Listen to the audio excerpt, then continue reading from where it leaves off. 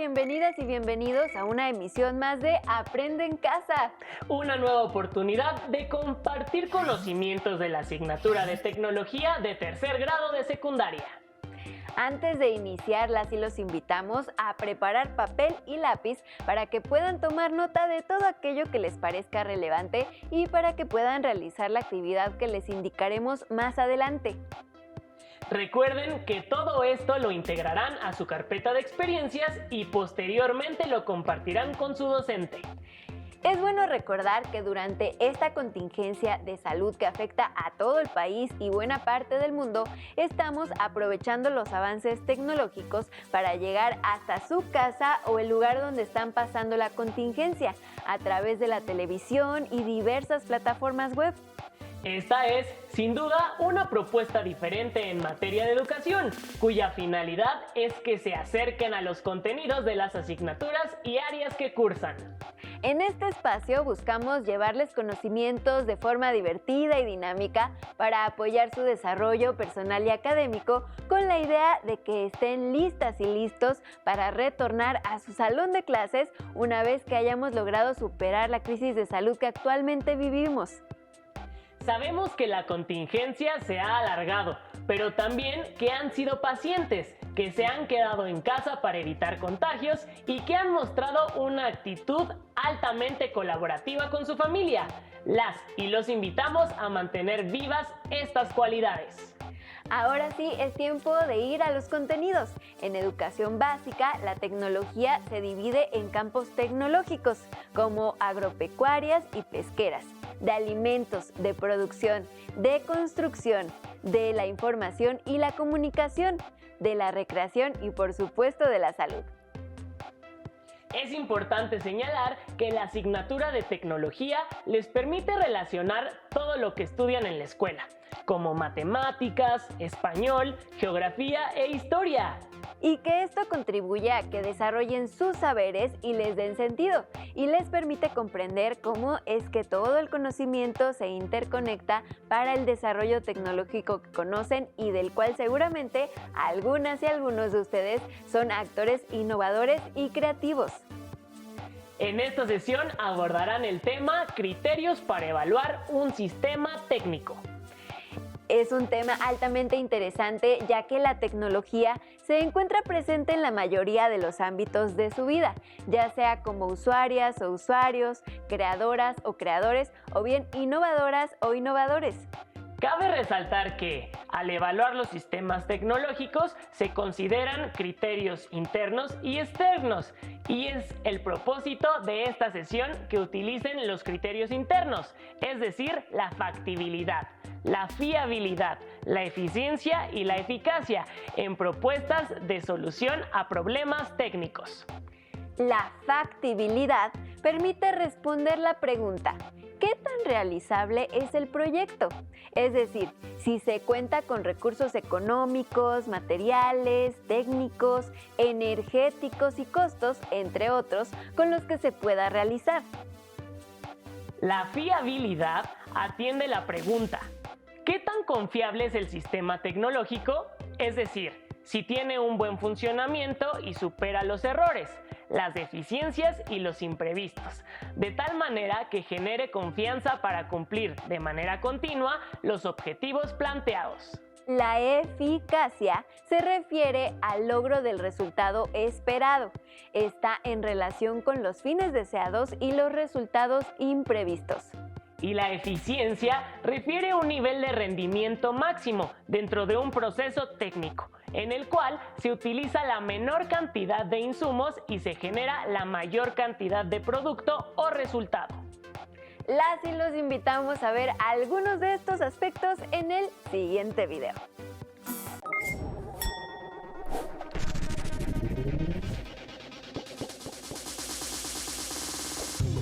I'm Jasmine Lawrence, and I'm a program manager on the Xbox One engineering team.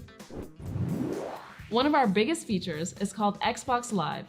It's an online service that connects gamers from all around the world, and we rely on the internet to make that happen.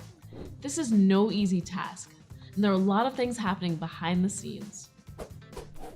The internet is totally changing how people interact and connect. But how does it work? How do the computers all across the world actually communicate with each other? Let's look at web browsing. First, you open a web browser. It's the app you use to access the web pages. Next, you type in the web address, or URL, which stands for Uniform Resource Locator, of the website you want to visit, like tumblr.com.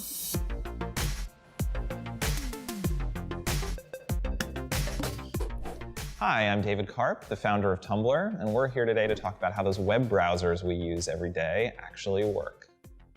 So you've probably wondered what actually happens when you type an address into your web browser and then hit enter. And it really is about as crazy as you can imagine. So in that moment, your computer starts talking to another computer called a server that's usually thousands of miles away. And in milliseconds, your computer asks that server for a website, and that server starts to talk back to your computer in a language called HTTP. And HTTP stands for Hypertext Transfer Protocol. And you can kind of think of it as the language that one computer uses to ask another computer for a document. And it's actually really pretty straightforward. If you were to intercept the conversation between your computer and a web server on the internet, it's mainly made up of something called GET requests. And those are really very simply the word GET and then the name of the document that you're requesting. So if you're trying to log into Tumblr and load our login page, all you're doing is sending a GET request to Tumblr's server that says get/login. And that tells Tumblr server that you want all of the HTML code for the Tumblr login page. So HTML stands for Hypertext Markup Language. And you can think of that as the language that you use to tell a web browser how to make a page look. So if you think about something like Wikipedia, which is really just a big, simple document, and HTML is the language that you use to make that title big and bold, to make the font the right font, to link certain text to certain other pages, to make some text bold, to make some text italic, to put an image in the middle of the page, to align the image to the right, to align the image to the left. The text of a web page is included directly in the HTML, but other parts, images or videos, are separate files with their own URLs that need to be requested. The browser sends separate HTTP requests for each of these and displays them as they arrive. If a web page has a lot of different images, each of them causes a separate HTTP request, and the page loads slower. Now, sometimes when you browse the web, you're not just requesting pages with GET requests. Sometimes you send information, like when you fill out a form or type a search query. Your browser sends this information in plain text to the web server using an HTTP POST request. So let's say you log into Tumblr. Well, the first thing you do is you make a post request. That is a post to Tumblr's login page that has some data attached to it. It has your email address, it has your password. That goes to Tumblr's server. Tumblr server figures out that, okay, you're David. It sends a web page back to your browser that says, success, logged in as David. But along with that web page, it also attaches a little bit of invisible cookie data that your browser sees and knows to save. And that's really important because it's really the only way that a website can remember who you are. And all that cookie data really is an ID card for Tumblr. It's a number that identifies you as David. And your web browser holds on to that number, and then the next time you refresh Tumblr, the next time you go to tumblr.com, your web browser knows to automatically attach that ID number with the request that it sends over to Tumblr server. So now Tumblr server sees the request coming from your browser, sees the ID number, and knows, okay, this is a request from David. Now, the internet is completely open. All of its connections are shared, and information is sent in plain text. This makes it possible for hackers to snoop on any personal information that you send over the internet. But safe websites prevent this by asking your web browser to communicate on a secure channel using something called Secure Sockets Layer and its successor, Transport Layer Security.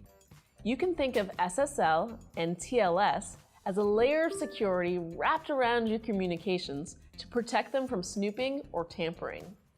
SSL and TLS are active when you see the little lock that appears in your browser address bar next to the HTTPS. The HTTPS protocols ensure that your HTTP requests are secure and protected. When a website asks your browser to engage in a secure connection, it first provides a digital certificate, which is like an official ID card, proving that it's the website it claims to be. Digital certificates are published by certificate authorities, which are trusted entities that verify the identities of websites and issue certificates for them, just like a government can issue IDs or passports. Now, if a website tries to start a secure connection without a properly issued digital certificate, your browser will warn you. That's the basics of web browsing, the part of the internet we see day to day. To summarize, HTTP and DNS manage the sending and receiving of HTML, media files, or anything on the web. What makes this possible under the hood are TCP/IP and router networks that break down and transport information in small packets. Those packets themselves are made up of binary, sequences of ones and zeros that are physically sent through electric wires, fiber optic cables, and wireless networks. Fortunately, once you've learned how one layer of the internet works, you can rely on it without remembering all the details. And we can trust that all those layers will work together to successfully deliver information at scale and with reliability.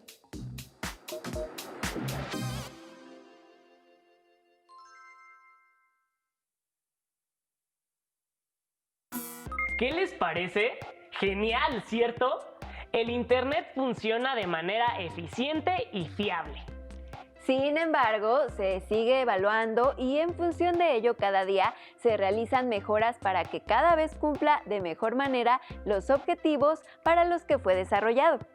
Por otro lado, seguramente alguna vez han enviado mensajes secretos. ¿Cómo lo hicieron? Tal vez utilizaron una clave o código descifrado únicamente por ustedes y las personas con quienes compartieron dichos mensajes. Les recomendamos leer el libro El enigma de los códigos secretos de María Mañeru. En él encontrarán métodos para esconder mensajes de las miradas curiosas. Y mientras llega el momento de que puedan realizar esa lectura, las y los invitamos a ver el siguiente video. En él se muestra cómo los desarrolladores de este sistema tecnológico mantienen segura y secreta la información que se maneja en Internet a partir de cifrado y llaves públicas.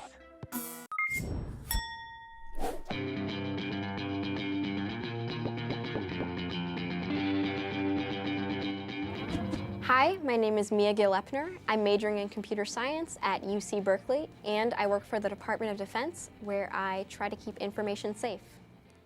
The internet is an open and public system. We all send and receive information over shared wires and connections. But even though it's an open system, we still exchange a lot of private data. Things like credit card numbers, bank information, passwords, and emails. So how is all this private stuff kept secret?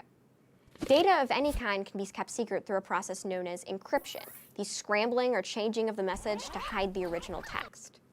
Now, decryption is the process of unscrambling that message to make it readable.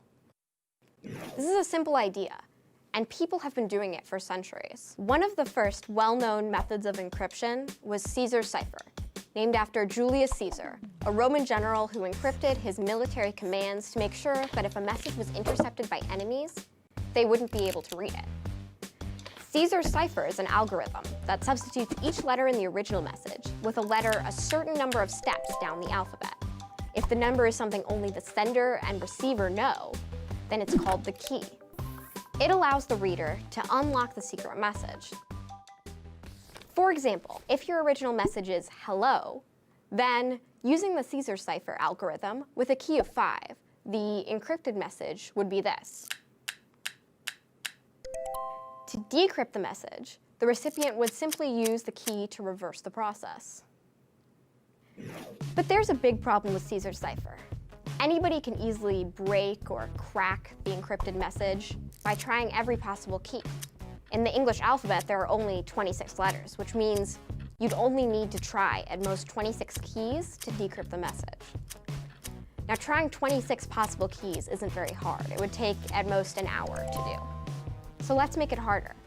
Instead of shifting every letter by the same amount, let's shift each letter by a different amount.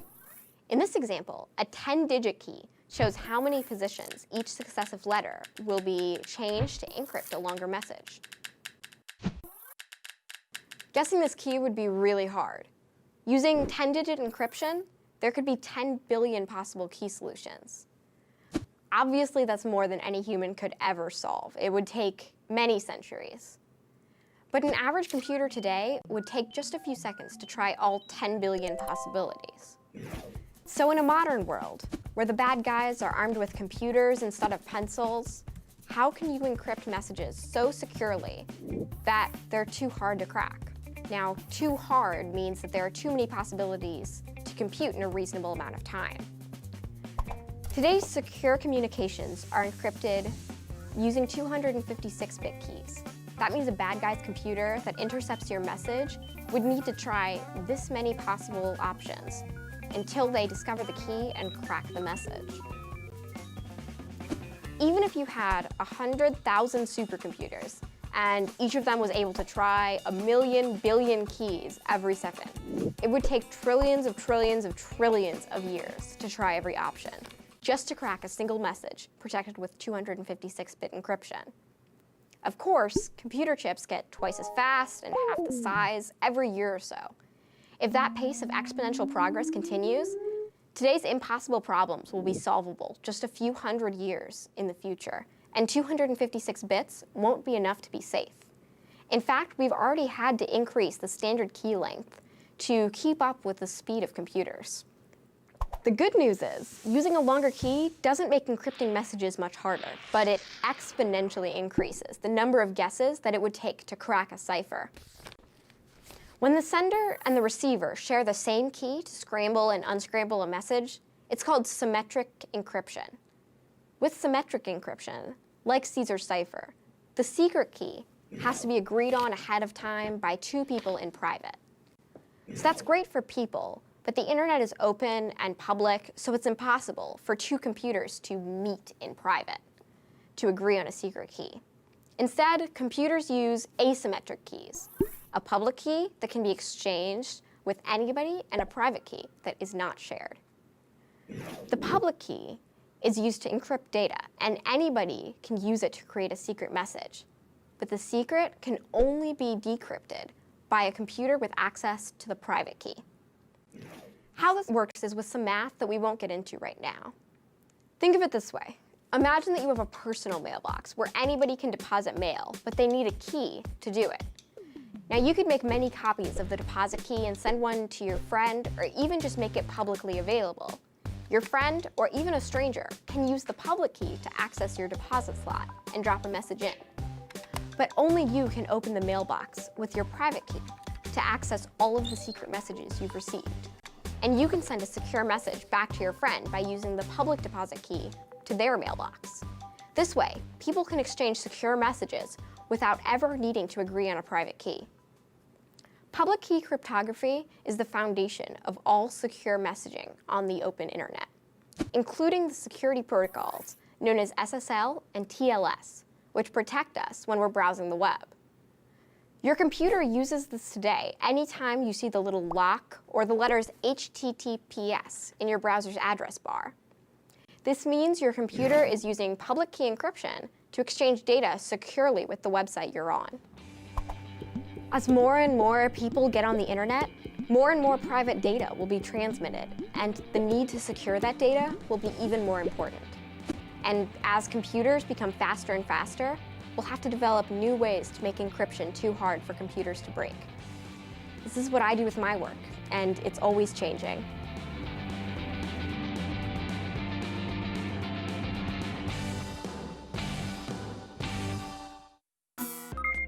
A partir de la información del video, ahora saben que en Internet es factible enviar y recibir información de manera fiable, eficiente y eficaz, pues cuenta con las características que lo permiten. Anoten algunas características de Internet que son muestra de su factibilidad, fiabilidad, eficacia y eficiencia. Después, reflexionen respecto a la relación que existe entre un mensaje secreto y el desarrollo de cifrado y llaves públicas de Internet. Compartan su reflexión con las personas adultas de su casa y anoten sus conclusiones. Y finalmente, guarden su actividad en su carpeta de experiencias.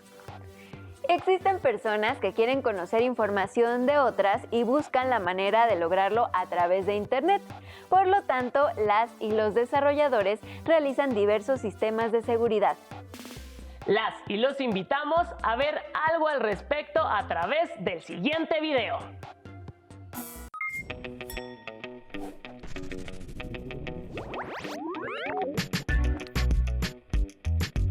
Hi, my name's Jenny Martin, and I'm the Director of Cybersecurity Investigations at Symmetric. Today, cybercrime causes huge problems for society, personally, financially, and even in matters of national security. Just in the last few years, hundreds of millions of credit card numbers have been stolen. Tens of millions of social security numbers and healthcare records were compromised. Even nuclear centrifuges have been hacked, and unmanned aerial drones have been hijacked. This is all done by exploiting vulnerabilities in hardware and software, or more often by taking advantage of unintentional decisions made by the people using the software. The people committing these cybercrimes don't fit a single profile or motivation. It could be anyone from an international terrorist to a teenager competing for bragging rights. Today, the largest countries not only have a regular army, but also have a well-armed cyber army. In fact, the next world war may not be fought with traditional weapons, but with computers used to shut down national water supplies, energy grids, and transportation systems. Hi, my name is Parisa, and I'm Google's security princess. I've worked on a lot of different Google products in a lot of different ways to try and make our software as secure as possible. Now let's take a look at how cybercrime works under the hood. We'll learn about software viruses, denial of service attacks, and phishing scams. In biology and life, a virus is an organism that is spread by coughing, sneezing, or physical contact. Viruses work by infecting cells, injecting their genetic material, and using those cells to replicate. They can make people really sick and then spread to other people. A computer virus works a bit similarly. A virus is an executable program that gets installed, usually unintentionally, and harms a user and their computer. It's also possible for a virus to spread itself to other computers. Now, how does a virus get on your computer in the first place? There are a couple ways an attacker can infect someone's computer. They might lure a victim into installing a program with deception about the program's purpose. So, for example, a lot of viruses are disguised as security updates. It's also possible that the software on your computer has a vulnerability, so an attacker can install itself without even needing explicit permission. Once a virus is on your computer, it can steal or delete any of your files, control other programs, or even allow someone else to remotely control your computer. Using computer viruses, hackers can take over millions of computers worldwide, and then use them as a digital army, otherwise known as a botnet, to attack and take down websites. This kind of attack is called a distributed denial of service. A denial of service is when hackers overwhelm a website with too many requests. We call it a distributed denial of service when the attack comes from many computers all at once. Most websites are ready to respond to millions of requests a day, but if you hit them with billions or trillions of requests coming from different places, the computers are overloaded and stop responding. Another trick used by cybercriminals is to send large amounts of spam email in an attempt to trick people into sharing sensitive personal information. This is called a phishing scam. A phishing scam is when you get what seems like a trustworthy email asking you to log into your account, but clicking the email takes you to a fake website. If you log in anyway, you've been tricked into giving your password away. Hackers can then use your login credentials to access your real accounts, to steal information, or maybe even to steal your money. Fortunately, there are many companies, laws, and government organizations working to make the internet safer. But these efforts are not enough. You may think when a computer system gets hacked, the problem was the security design or the software. 90% of the time a system gets hacked, however, it's not because of a security bug, but because of a simple mistake made by a human. It turns out there are steps we can all take to protect ourselves. Often, your actions not only impact the security of your own data and computer, but the security of everyone at your school, workplace, and home. With billions or trillions of dollars at stake, cybercriminals get smarter each year, and we all need to keep up.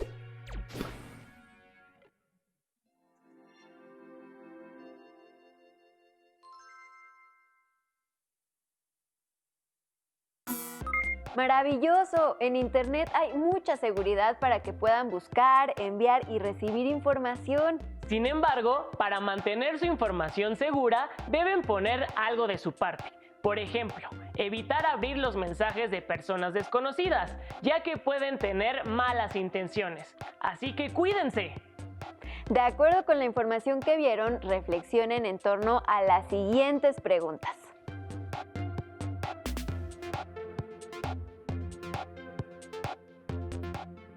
¿Qué daños puede ocasionar un virus informático en un dispositivo electrónico como un smartphone, una tableta o una computadora personal?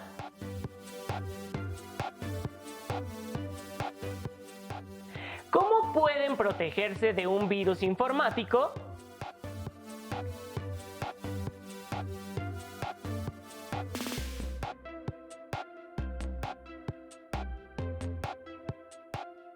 ¿Creen que el Internet se realizó con base en criterios de factibilidad, fiabilidad, eficiencia y eficacia?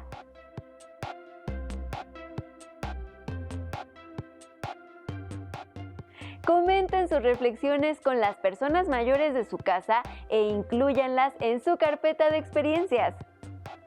Lamentablemente, el tiempo se nos ha terminado, pero recuerden que pronto tendremos una nueva cita aquí, en Aprende en Casa.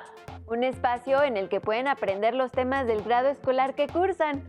¡Hasta pronto! ¡Hasta pronto!